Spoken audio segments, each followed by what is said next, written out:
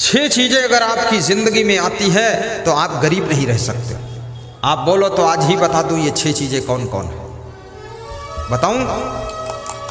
आज बता दो।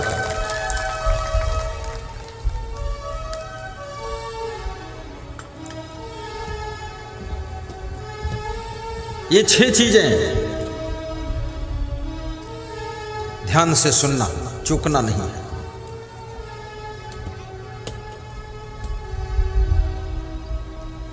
नंबर 1,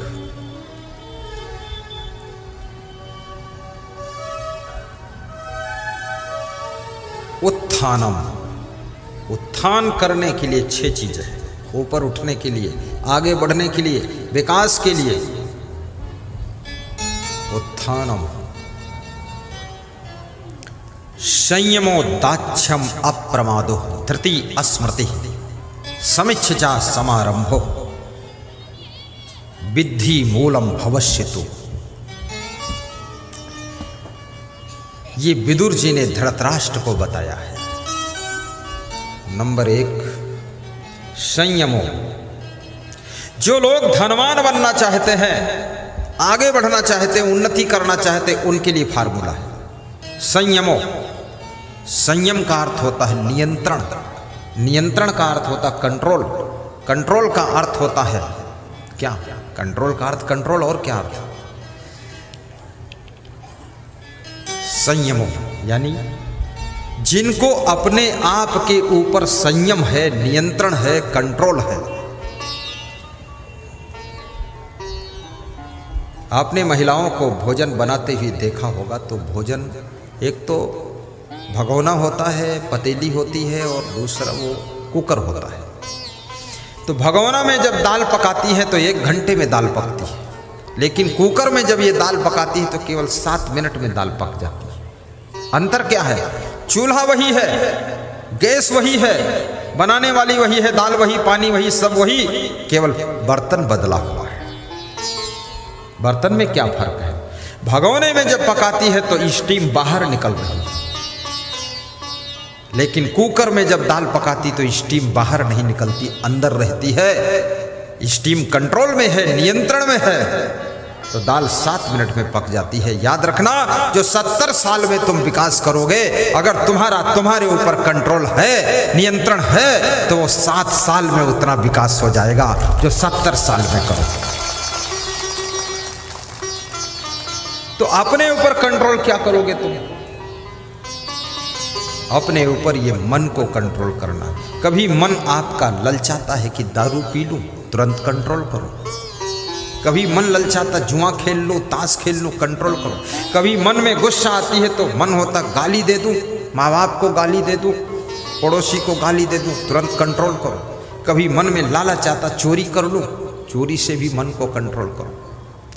सारी बुराइयों से जो अपने मन को कंट्रोल कर लेता है, उसका विकास तीव्र गति से प्रारंभ हो जाता है और उसको कोई रोकने वाला नहीं। कभी मन में आलस्य आता है, आलस्य से भी अपने को कंट्रोल करो। ऐसा मन बोलता ना, कर लेंगे, देख लेंगे, हो जाएगा, क्या जल्दी है, कंट्रोल करो। संयमो दाक्ष्यम।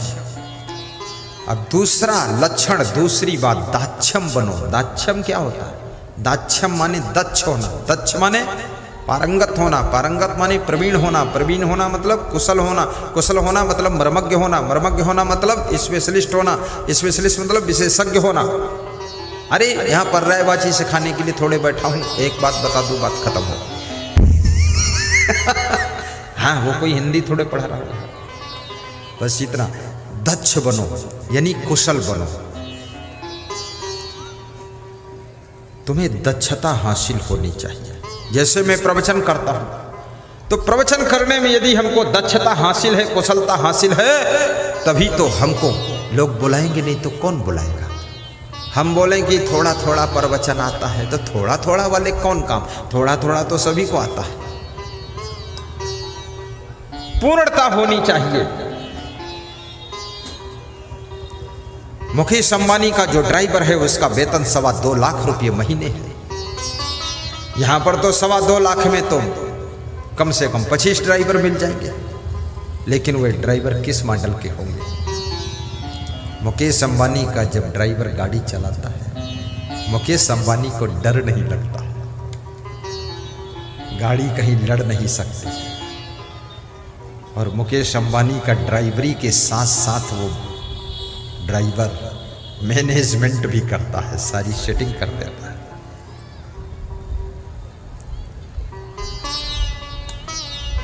और ये ऐसे ऐसे ड्राइवर जब ब्रेक मारते हैं तो सवारी आगे गिर जाती है, और गियर बदलते हैं, स्पीड पकड़ते हैं, एक्सीलेटर दबाते हैं तो सवारियाँ सब पीछे लुढ़क जाती है।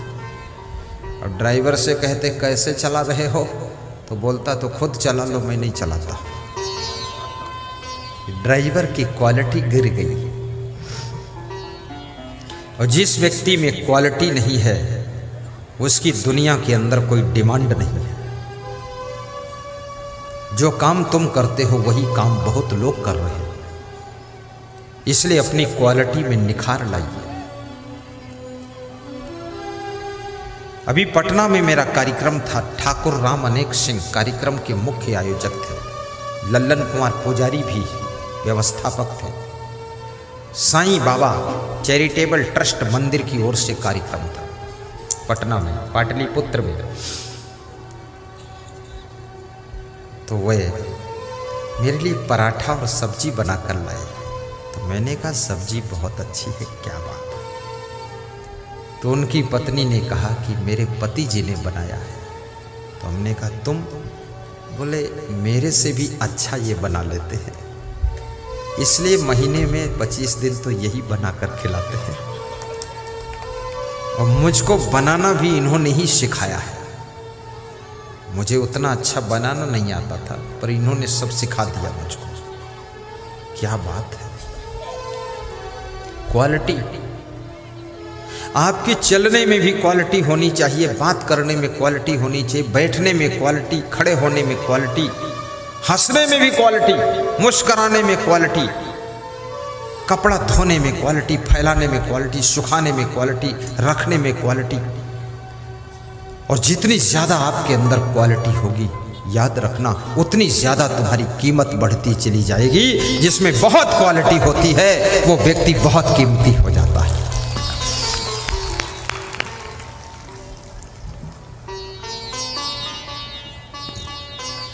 सासू को भी अपनी क्वालिटी में विकास करना चाहिए, बहुओं में ही क्वालिटी होना चाहिए, केवल चेहरे में क्वालिटी नहीं। कितनी महिलाएं और कितने पुरुष केवल अपने चेहरे को सुंदर बनाते हैं बस, बाकी उनकी पीठ में गोबर लगा है, कोई मतलब नहीं। चेहरा सजाते संवारते रहते हैं, केवल चेहरे से काम नहीं चलेगा। गले में सुंदर हार है और गले की आवाज ऐसी कर्कशा आवाज है,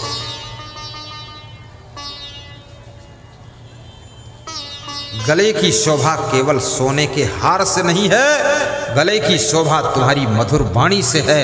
ऐसी वाणी बोलो कि आपके घर के लोगों की थकान मिट जाए और उनके सूखे हुए चेहरे पर मुस्कान आ जाए।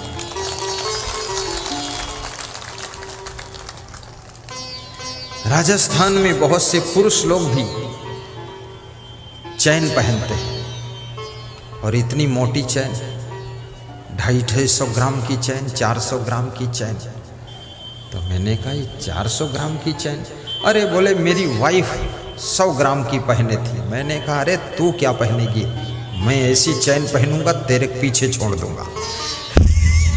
400 ग्राम की चैन।